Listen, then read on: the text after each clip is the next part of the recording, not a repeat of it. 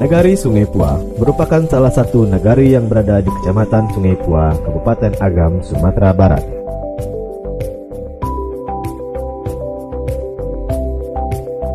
Sebuah nagari yang terletak di kaki Gunung Merapi pada ketinggian 963 sampai 1000 meter di atas permukaan laut.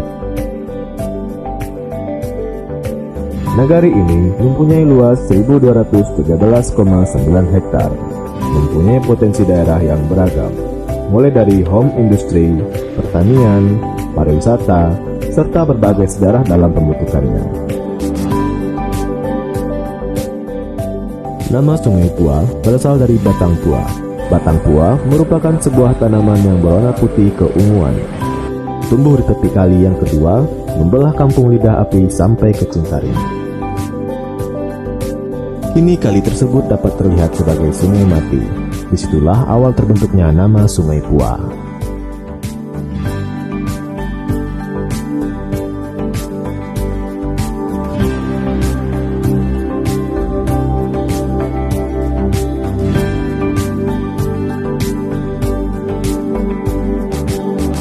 Pemerintahan nagari yang baru terbentuk itu baru di zaman Belanda.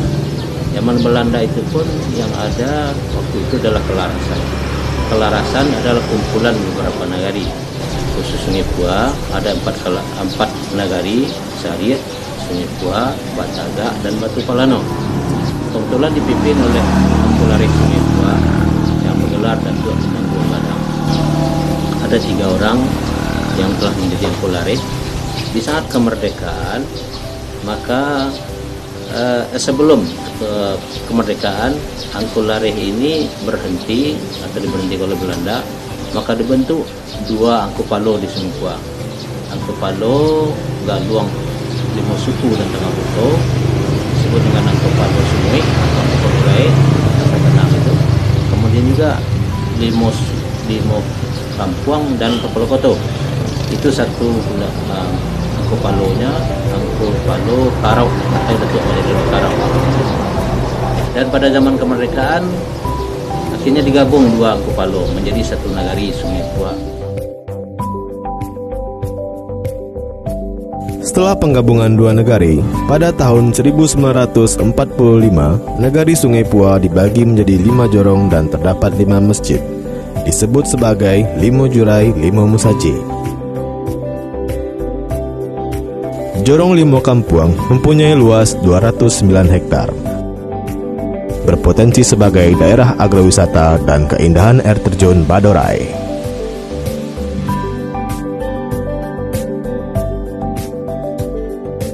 Sedangkan Jorong Kepolokoto berpotensi sebagai wisata sejarah, di mana di jorong ini terletak rumah gadang Angkulare, asal muasal terbentuknya kelarasan Sungai Pua. Mempunyai luas wilayah sekitar 217 hektar. Di Jorong Kepolokoto ini terdapat sebuah kawasan yang dinamakan Lidah Api. Menurut cerita, pada saat Gunung Merapi meletus, kemudian lahar panas menjalar ke arah pemukiman warga. Berkat keramatnya Inyak nan Balinduang menanamkan berco sebangsa pohon kayu besar, maka terhindarlah anak kemenakan beliau dari bencana lahar tersebut. Jorong Tengah Koto mempunyai luas wilayah sekitar 191 hektar. Di jorong ini terdapat sebuah lapangan yang menjadi saksi tergabungnya 2 buah nagari menjadi nagari Sungai Pua dan menjadi pusat pemerintahan nagari Sungai Pua sampai pada saat ini. Jorong Limo Suku mempunyai luas wilayah sekitar 399 hektar, merupakan jorong terluas yang berada di kenegarian Sungai Pua. Daerah ini disebut Limo Suku karena memiliki 5 suku dalam daerah tersebut, sedangkan jorong lainnya hanya memiliki 4 buah suku. 5 suku tersebut adalah Piliang, Koto, Pisang, Sikumbang, dan Melayu. Terakhir, Jorong Galuang mempunyai luas wilayah sekitar 200,9 hektar. Jorong ini disebut sebagai Ikwa Koto. Di jorong ini terdapat sumber mata air yang bernama Tambuo. Derasnya aliran air membuat di jorong ini terdapat beberapa kincir, di mana dahulu kincir ini digunakan sebagai tempat penggilingan padi dan penumbuk beras. Sampai sekarang hanya beberapa kincir yang masih berfungsi.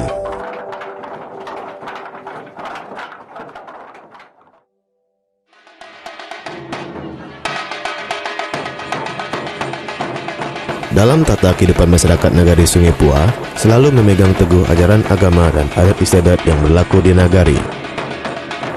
Tata kehidupan masyarakat Minangkabau didasarkan pada falsafah hidup, adat basandi syarak, syarak basandi kitabula, yang mempunyai makna syarak mengato adat namakai. Budaya masyarakat Sungai Pua, sebagaimana juga Minangkabau, suka bermusyawarah, tidak mau untuk menetapkan aturan secara sendiri-sendiri atau egonya adalah ego bersama, bukan ego pribadi. Kita butuh ego, suatu keinginan yang kuat untuk menetapkan bahwasanya apa yang telah kita putuskan, apa yang telah menjadi aturan itu harus dilaksanakan. Egonya adalah ego masyarakat atau ego budaya bersama.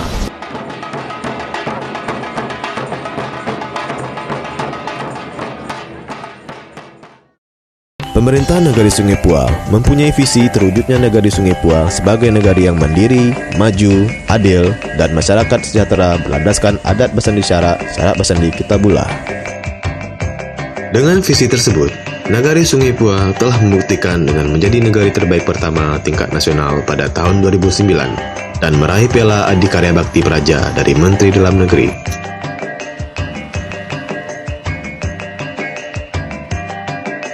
Untuk meningkatkan sumber daya manusia anak Nagari Sungai Pua, terdapat beberapa sekolah, yaitu 5 taman kanak-kanak, 9 sekolah dasar, 2 sekolah menengah pertama, 1 sekolah menengah atas, dan juga pondok pesantren diniyah Limo Jurai.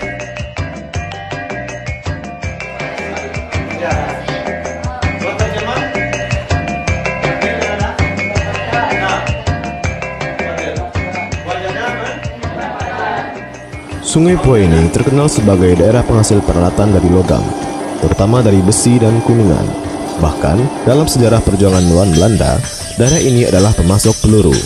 Dan sekarang ini, Pandai Besi memproduksi alat-alat rumah tangga dan pertanian, seperti cangkul, sabit, pisau, dan lain-lain.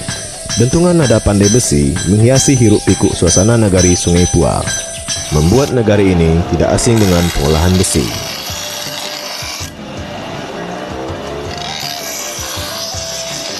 Sedangkan pengrajin kuningan saat ini memproduksi berbagai cenderamata, cetakan kue, alat kesenian talempong, dan lain-lain.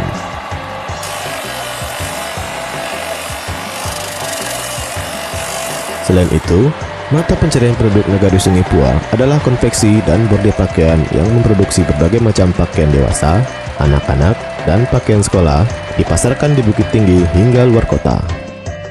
Dalam segi pertanian, faktor alam sangat mendukung seperti topografi, iklim, dan curah hujan. Aktivitas pertanian di Nagari Sungai Pua lebih kepada komoditi padi dan sayur-sayuran. Kemudian, hasil pertanian disalurkan ke dalam maupun luar kota. Potensi wisata di Nagari Sungai Pua yang bisa dikembangkan yaitu agrowisata dan air terjun Badorai. Dihiasi dengan hijaunya dedaunan serta puluhan hektar pertanian yang sangat menyejukkan mata. Suguhan air terjun membawa kesegaran dan dapat menghilangkan penat dikarenakan mempunyai hawa yang sejuk dan pemandangan yang indah.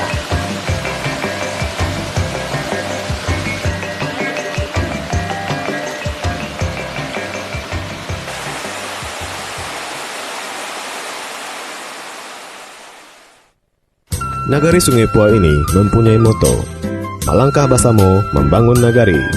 Sangat didukung masyarakat rantau yang tergabung dalam sebuah ikatan, yaitu IKSP, Ikatan Keluarga Sungai Pua. Dan harapan untuk masa yang akan datang, semoga Nagari Sungai Pua dapat mempertahankan prestasi, serta mempertahankan adat basandi syarak, syarak basandi kitabula. Dan Nagari Sungai Pua lebih baik di masa yang akan datang.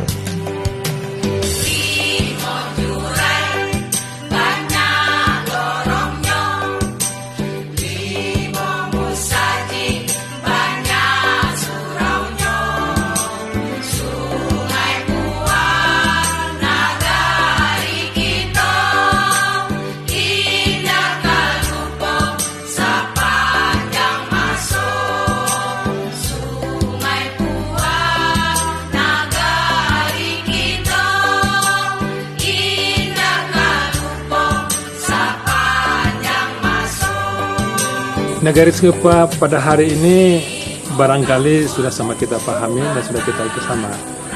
Jadi dengan berbagai prestasi yang didapatkan, tentu ini adalah merupakan salah satu kebanggaan sebagai anak nagari. Kita berharap ke depan eksistensi atas prestasi dan keberadaan Nagari Singapura ke depan, kita berharap yang pertama sekali nilai-nilai kebersamaan yang telah terbangun selama ini tentu kita pelihara demi kejayaan Singapura ke depan. Dan di samping itu, yang tidak kalah pentingnya adalah bagaimana nilai-nilai agama, adat istiadat yang menjadi kebanggaan sebagai anak nagari yang punya kearifan lokal yang tinggi, itu adalah menjadi satu keharusan kita pelihara. Karena ancaman ke depan tidak bisa kita pungkiri, ini adalah ancaman terbesar generasi muda dan masa yang akan datang. Karena tanpa pondasi nilai agama dan budaya, ada istiadat yang baik, ini akan menjadi kerugian besar bagi masyarakat Singapura.